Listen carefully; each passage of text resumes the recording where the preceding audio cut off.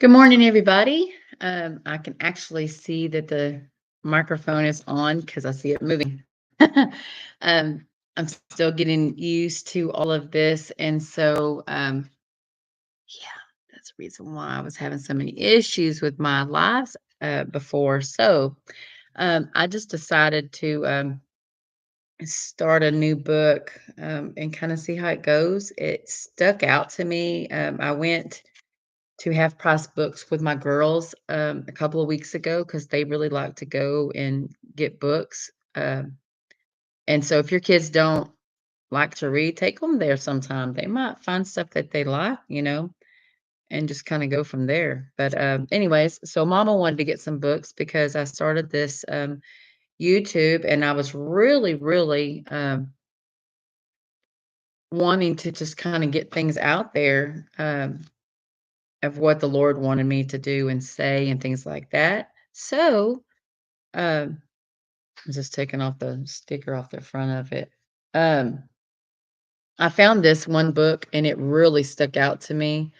Um, and then I turned and it was on the clearance aisle, and Melissa has to do um, anything that comes to. Sorry, my screen looks real fuzzy. Sorry, y'all. I'm all about clearance and all that kind of stuff. If I can find something that's light is really bright. Anyways, if I can find a really good deal for really cheap or for free, that's even better. But anyways, and so the name of it is "Girl, Wash Your Face," and it's by Rachel Hollis. Um, the top part at the top up here says, "Stop believing the lies about who you are, so you can become who you were meant to be." And, I don't know what it was about this book, it really stuck out to me, and I thought, "You know what? I'm gonna try to sit there because that light." Because I really felt like that was something that people need to hear, because sometimes we just get so wrapped up with what everybody thinks of us or things like that, and, we're supposed to be doing this life, doing what's right for us, and making God happy and doing God's work. So that's it. So, the the first chapter says, "The lie. Something else will make me happy." Um, and that's a lot of times what people think. Other things can make you happy when you're really not doing what you want to do or what you need to do. I peed my pants last week. Not full on peed my pants. Like that one time at summer camp when I was 10 years old.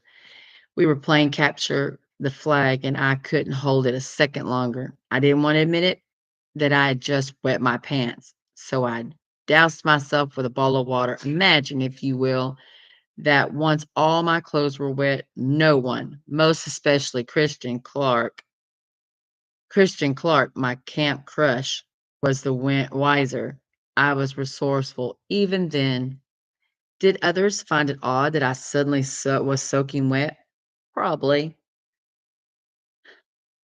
but I'd rather be on an oddball than a pants wetter any day of the week. As for last week, this wasn't that level of peeing my pants. This was just your regular, I've pushed 3 bags out of my body dribbling. Giving birth to a baby is like space shuttle launching. Everything gets destroyed on the way out, which means that sometimes you guys, I pee my pants. If this knowledge hurts your tender sensibilities, then I'm going to assume you haven't had bladder control problems. And I offer you my congratulations. However, if my experience makes sense to you, then you probably have this problem too, which means you just laughed a little, haven't experienced a similar predicament. I was jumping with my boys out back and somebody hollered for me to show off a midair toe touch. This is my only known skill on a trampoline. And if I'm going to work up the gumption to hoist myself onto a spring loaded depth trap, you'd better believe I'm going to give it a my all. One second I was soaring through the air like one of the extra tiny gals that launch into basket tosses during a cheerleading competition, and the next moment my pants were wet. Nobody noticed, unless you count my pride, but it happened just the same. I had to keep jumping so the continuous wind rush would dry out my shorts. I'm resourceful, remember? The timing was perfection too, because not 30 minutes later, a previously programmed Facebook post went up showing me trying on dresses for the Oscars. Before you get the wrong impression, I am not fancy enough to go to the Academy Awards. I am, however, married to someone ultra hunky. He's not really fancy either, but his job certainly is. That means that sometimes I get to wear a dress like a princess and drink wine in well-lit ballrooms. In these instances, photos show up on Instagram, on Facebook, or us looking well confined, ultra and glam, and the internet goes wild. This is a prime real estate for people to write me notes about how glamorous my life is, how stylish and fashionable and perfect my world must be. And all I can think is when I read this comments later is, I've just peed myself in public, surrounded by other human beings. I've literally gone to the bathroom in the air while trying to force my hamstring into unnatural gymnastic positions to order to impress my 3-year-old. Y'all, I'm about to as unglamorous as you can get. And I don't mean that in a celebrity stars are just like us kind of way. This is not like that time Gwyneth went makeup free and with her perfect skin and her angel blonde hair tried to convince us that she was a regular gal in her $400 t-shirt. No, I mean literally. I am not glorious or glamorous. I am 1,000% one of the nerdiest people you'd like to meet. If I've somehow managed to convince you otherwise because I run lifestyle websites from pretty pictures or because my hair looks extra shiny on Instagram sometimes, well, sister, let me set you straight. I'm not a perfect wife, not a perfect mom, not a perfect friend or boss, or most definitely not a perfect Christian. Not even close. I'm not perfect at anything I do. Well, except for making and eating dishes that are primarily cheese bread. But the other stuff, the life stuff, oh, girl, I'm struggling. I feel like it's important to say that, important enough to base an entire book around the idea, in fact, because I want to make sure you hear it. I am so incredibly flawed in big ways, in small ways, in sideways and beside ways, and I make a living telling other women how to better their lives. Me, of the workout regimen and DIYs, skin brightening scrubs, me with the tips on cooking, Thanksgiving dinner, and the itemized list of how to parent your kids, me, and I'm failing all the time. This is important because I want you to understand, my sweet, precious friend, that we're all falling short. Yet even though I fall over and over and over again, I don't let it deter me. I still wake up every day and try again to become a better version of myself. Some days I feel as if I'm getting closer to the best version of me, and other days I eat ice cream for dinner. Oh, excuse me, I eat cream cheese for dinner. But the gifts of life is what we get another chance tomorrow. Somewhere along the way, women got the wrong information, or I should say, we got so much of the wrong information that we washed our hands of the whole thing. We live in all or nothing society that says I need to look, act, think, speak perfectly, or just throw in the towel and stop trying altogether. That's why I'm worried about the most that you stop trying. I get notes from readers to see thousands of comments on my social media feeds, some of who feel so overwhelmed by your life that you're giving up. You're a piece of jetsam being tugged along with this tide. It feels too hard to keep up with the game so that you've quit playing. Oh, sure, you're still there. You still show up for work and you still make dinner and take your kids, but you're always playing catch up. You always feel behind and overwhelmed. I'm just going to stop right there and say, if you're a mom and you have not felt that way, please tell me what you're doing that makes it perfect because I'm a mom of 6 kids, 4 boys and 2 little girls, and half the time, I feel like I'm running behind or I'm not doing enough. And if you're able to do enough, I'm so proud of you. Please give me pointers because I'm 51 years old, and there's times that I feel like I'm a complete failure, and other times I feel like I'm the best mom in the world. It's and it's same as wife. Sometimes I feel like I fail my husband every single day, and then other times I feel like, "Oh, he should be proud to have me as his wife." Well, y'all, my hair's all jacked up. Life's not supposed to overwhelm you at all times. Life isn't meant to be merely survived, it's meant to be lived. Seasons or instances will inevitably feel out of your control, but the moments when you feel like you're drowning are supposed to be brief. They should not be your whole of your existence.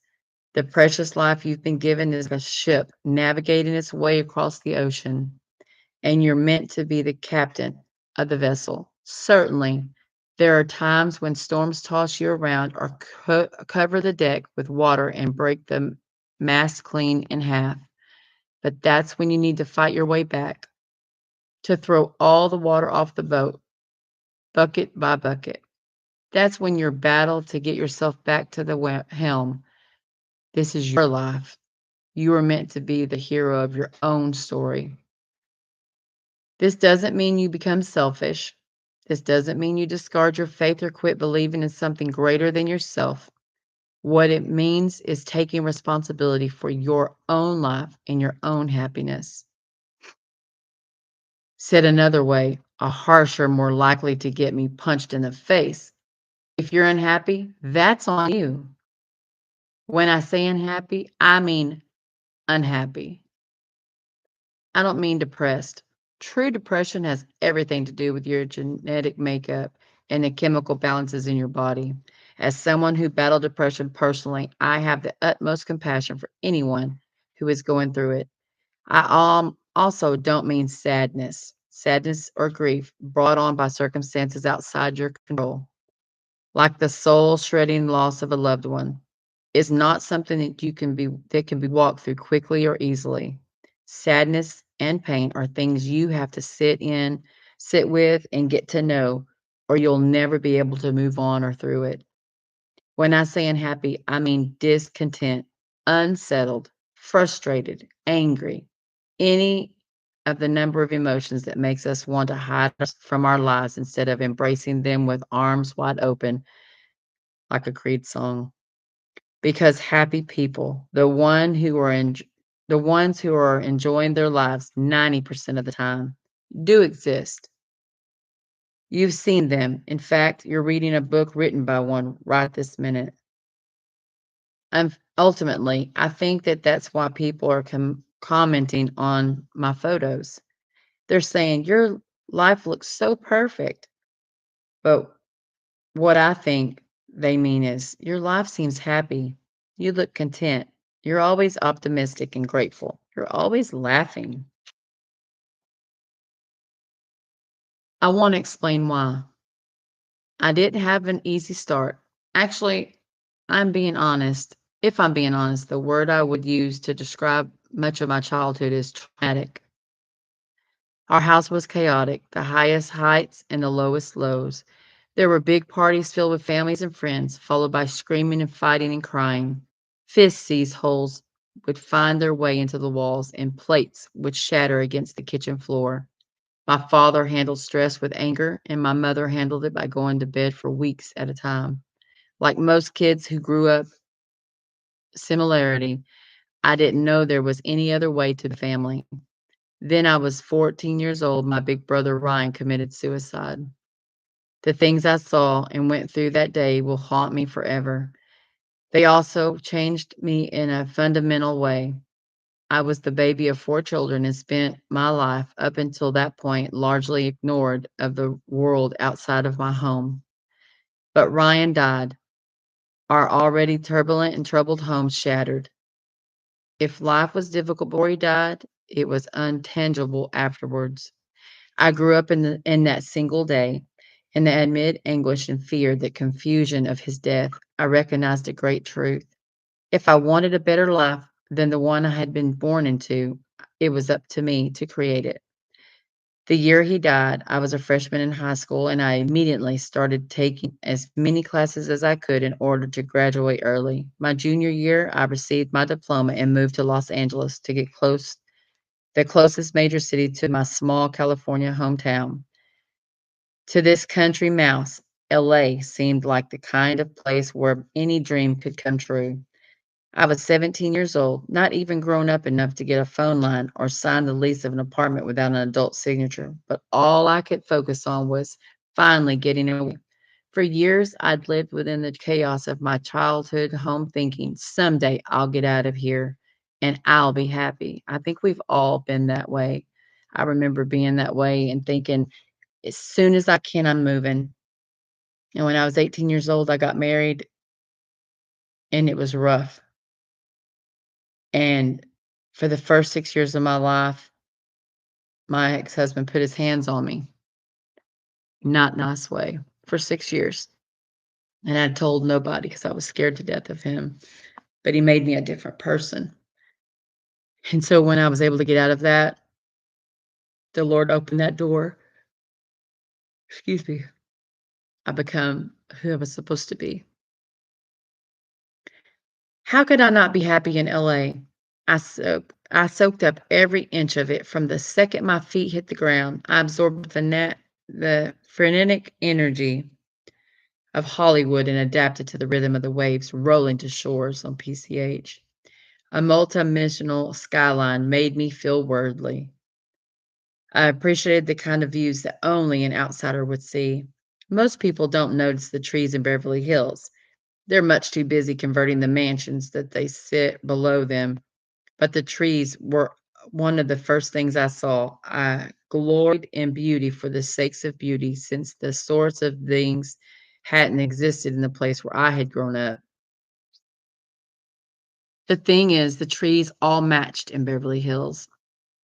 On any given street, around any given corner, and even amid the chaos of bustling city, you'll see row after row after row of perfect symmetry and memory of Canary Island pines and caber trees and date palms. They were laid out by the original landscaper architect back in the beginning of the 20th century. They hung the wide streets in meticulous rows, silent sentinels of one of the world's most affluent soul cities. After a lifetime of chaos, I delighted in the order. Finally, I thought to myself, I'm where I belong. Time passed and seasons changed, and my new city eventually taught me one of the most vital lessons I'd ever learned. Moving or traveling or getting away, it's just geographic. Moving doesn't change who you are, it only changes the view outside your window. You must choose to be happy, grateful, and fulfilled. If you make that choice every single day, regardless of where you are or what's happening, you will be happy. I get to see my best friend Amanda a few times a year. Every time we hang out, we talk until our throats are sore and laugh until our cheeks hurt. Amanda and I would have just as much fun hanging out in my living room as we would lying on a beach in Mexico. Now, granted, Mexico is prettier, the weather's nicer, and we'd have easier access to cocktails and little umbrellas in them. But we can have a great time whether we're in my backyard or behind the dumpster at the local Walmart because we're so excited to hang out with each other. When you're engaged and involved in choosing and enjoy your own life, it doesn't matter where you are or, frankly, what negative things get hurled at you. You'll still find happiness because it's not about where you are, but who you are. Things that help me. One, I stopped comparing myself. I stopped comparing myself to other people, and I also stopped comparing myself to whomever I thought I was supposed to be. Comparison is the death of joy. And the only person you need to be better than is the one you were yesterday. 2, I surrendered myself with positivity. I cringed even writing that because it sounded like a poster you'd see taped on the wall in your 8th grade gym class. But cheesy or not, it's gospel. You become who you surround yourself with. You become what you consume. If you find yourself in a slump or feel as though you're living in a negative space, take a good hard look at who you are and what you see every day. And that kind of goes back to, if you live with the chickens, are you becoming a chicken? If you live in a dirty house, does it mean you're a dirty person? Um, have you ever heard of um, guilty by association? It's pretty much the same kind of thing. If you're in a car and you're driving and the people in your car go in and rob a store and they come out and they go, just drive. And you're like, what happened? Just drive. And you start driving and you get pulled over, you're going to jail and you're going to do more time than those people that went in and did whatever they did in that building, store, uh, storage buildings, whatever it be. If they broke into a house or killed somebody, you are going to do more time because you're guilty by association, even though you didn't know what they were doing. And so that's pretty much what it is. If you surround yourself by negative people all the time, you're going to become negative after a while.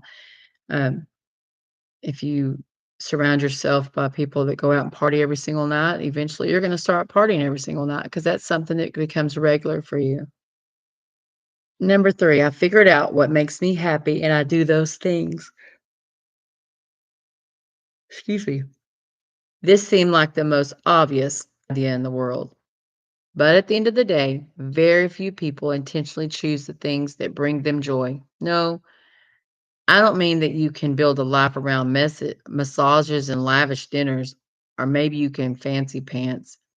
I mean that you should spend more time doing things that feed your spirit, more long walks with your dog, less volunteering for that thing that you feel obligated to do, but actually hate. You are in charge of your own life, sister, and there's one thing in it that you're not allowing to be there. Think about it. So, I think it kinda goes back to what I tell my girls every single day. I tell them. Of course, I didn't tell them this morning. They were arguing anyways. Every single day, excuse me, I tell them, "You choose whether you're gonna have a good day or a bad day. You choose when you walk out that door and you go to school, if you're gonna get in trouble or you're gonna be the kid that they're super excited about having in their classroom." And, my littlest used to say, "What does that mean?" Well, because she has ADHD, and when she got in trouble back in May, we had took her off her medicine. I took her off her medicine for a little while because I was wanting her to have to not have to be on medicine if she didn't have to. And, so I told her every day, "You choose whether you're gonna have a good day or bad day, correct?" "Yes, mommy." And she'd go to school and get in major trouble. She had to do ISS and just all sorts of stuff, big trouble. The teachers were messaging me every day. And so, um did she choose whether she's gonna be in trouble or not? Yep, she chose, but she would tell the teachers, "Oh, I don't have my medicine." So when she'd come home and I'd tell her, "Well, your teacher messaged me today and said the reason why you were acting bad is because you didn't have your medicine." "And what does mommy tell you everyone?" She'd go, "You choose if you're gonna be bad or not." It's true. You choose what day it's gonna be. You choose whether you're gonna have friends, and you choose whether you're gonna have time to spend with them. Um, I was real discouraged for a while not doing my lives just because I let the devil get in my ear and start telling me things and listened, and I shouldn't have. And I really enjoy doing these lives, and I really wish that if y'all come in and when I'm doing lives and chat with me, that'd be even better. But if not, that's okay too. But if you would leave comments and let me know that you're watching, or hey, I've watched this on a replay and this stuck out to me. Um, this is something that I really like. This is something I could work on. Those things help me as well to know that what I'm doing is helping someone else. So, anyways, I hope y'all have a great day. And I'm going to go ahead and end my live this morning. Um, I'm going to try to do some more this afternoon. So, hopefully, you enjoyed this morning. Bye bye.